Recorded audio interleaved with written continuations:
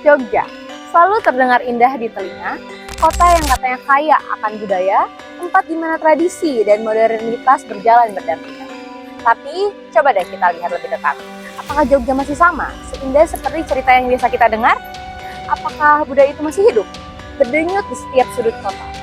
Atau hanya menjadi latar foto, hiasan festival, dan menjadi kenangan yang mulai memudar? Ini Suara Pulau. Welcome to Yogyakarta.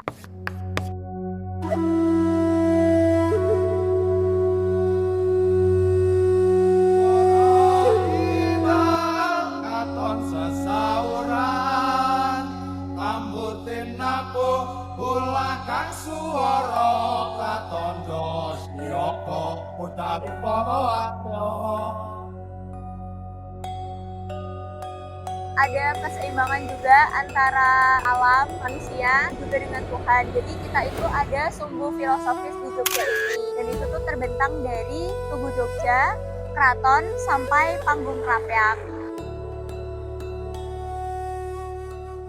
Salah satu tempat ikonik di Jogja yakni Malioboro dengan khasnya yang semarak oleh pedagang kaki lima yang ramah, tawar-menawar budaya lokal, dan para seniman yang berkumpul di malam hari untuk berkarya. Suasana itu menciptakan energi budaya yang kuat. Mulai tahun 2020, pemerintah melakukan penataan. Trotoar menjadi bersih dan rapi, pedagang direlokasi ke teras dengan lapak legal dan fasilitas aman. Aktivitas seni jalanan spontan pun menurun karena kurasi dan pembatasan. Malioboro kini lebih nyaman dan tertata. Namun, apakah ciri khas budaya komunitas lokal serta ruang seni informal mulai memudar?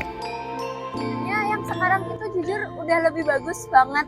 Karena dulu itu tuh masih yang kayak seenggak proper itu, masih banyak sampah di mana-mana. Terus trotoarnya juga belum kayak gini dulu, belum sebagus ini. Jadi bedanya sama sekarang, jujur lebih bagus yang sekarang. Jadi kayak lebih tertata, lebih enak buat jalan juga. Ya kalau mau dibilang suka yang mana, kayaknya suka yang sekarang sih.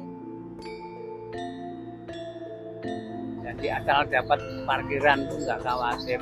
Parkirannya cuma sedikit, dulu banyak. Parkirannya sedikit, sempit, jadinya andong terbatas cuma 5 apa 6 di sini. Nah ini sepi nih, sepi. Kalau dulu kan ya penumpang cari becak, bukan becak cari penumpang. Kalau saya pengennya yang begini aja nih, udah sederhana. Jadi kalau udah nggak kuat, udah tua, nggak kuat lagi, udah berhenti. Hanya andong sama ini yang pertama keluar. Peminat-peminat kayak andong becak itu cuma untuk turis ya Kak, entah turis dari luar negeri ataupun luar kota. Tapi itu kan juga mereka nggak setiap hari datang ke sini kan pasti. Jadinya menurutku itu jadi salah satu yang merugikan juga sih, karena mereka kalau misalnya lagi nggak ada wisatawan datang ke Jogja, jujur sepi karena kita udah bawanya udah motor, mobil kayak gitu kan. Jadi emang agak-agak merugikan sih sekarang. Dan adanya kayak Max Ride dengan adanya Gojek, bagi mereka pasti sangat merugikan. Mungkin kalau aku bisa bilang yang di daerah luar kota Jogja ini, yang di daerah luar Keraton itu sebenarnya udah mulai biasa aja, maksudnya nggak yang terlalu kental akan budaya, atau juga bahkan nggak ditemuin becak, andong gitu-gitu udah jarang sih kalau keluar dari lingkungan Malioboro Keraton gitu Kak.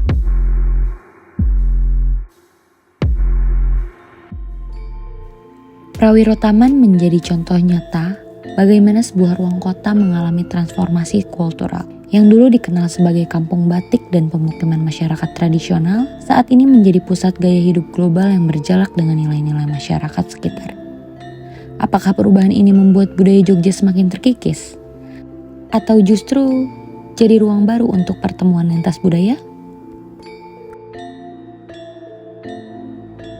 Mereka itu tuh nggak keluar dari Prawiro Taman gitu loh. Jadi para pemilik bar, para pemilik hostel itu tuh tidak mengikut sertakan budaya itu tuh keluar dari Prawiro Taman gitu Kak. Memang cuma dikhususkan di situ aja karena memang untuk pasarnya bule. Itu sebetulnya yang bukan merusak ya, artinya yang merubah sistem dari luar gitu loh. Dari misalkan turis-turis lokal dari luar masuk Jogja itu membawa tradisi-tradisi yang aneh gitu loh.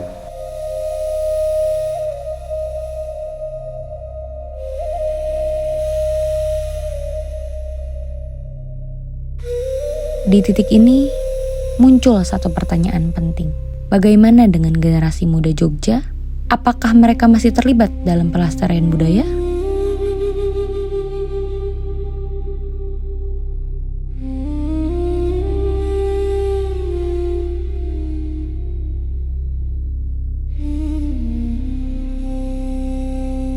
Udah banyak banget yang berubah dan banyak banget juga orang Jogja yang mungkin udah nggak begitu tahu lagi dari budayanya dan juga bahasanya, apalagi kalau sekarang ini udah nggak begitu banyak orang yang tertarik untuk belajar, kecuali mereka dari kecil memang sudah dikenalkan atau mereka tertarik dari kecil gitu, baru mereka gedenya bisa melanjutkan untuk melestarikan budaya seperti itu. Sebenarnya kalau penerus sendiri ada, tapi mungkin nggak sebanyak itu. Kalau sekarang itu lebih kan ada sekolahan, ada universitas, perguruan tinggi itu di kampus isi itu SMKI, Sekolah Menengah Kerawitan Indonesia. Generasinya banyak juga, ya pesinden atau syair itu, olah suara itu. Itu kan tadi yang di keraton tadi, yang PKI dari SMKI banyak. Kira-kira nggak mungkin kalau kehilangan kan. Banyak penerusnya, Mbak. Dan di balik keresahan tentang masa depan budaya, Jogja masih punya denyut yang tak pernah benar-benar padam. Penontonnya tidak seramai seperti dulu, mungkin lebih banyak kursi kosong dibanding wajah-wajah muda yang menyaksikan. Tapi, selama ada yang mementaskan, selama ada yang mendengar, Jogja tetap berbicara lewat bahasanya sendiri, bahasa budaya.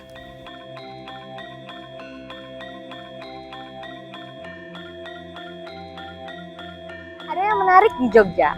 Pada tahun 2023, UNESCO menetapkan Jogja sebagai salah satu warisan budaya dunia.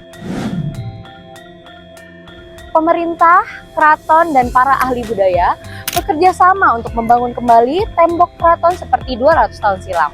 Hal ini menjadi salah satu bentuk nyata pelestarian warisan leluhur. Kalau Jogja itu saat ini lagi mengembalikan budayanya seperti asli yang dulu. Misi keraton itu dipugar seperti aslinya yang dulu 200 tahun yang lalu. Misalkan saat ini lagi pembangunan benteng-benteng keraton. Selain dari UNESCO, bangunannya dibiayai, didanai. UNESCO itu kan memang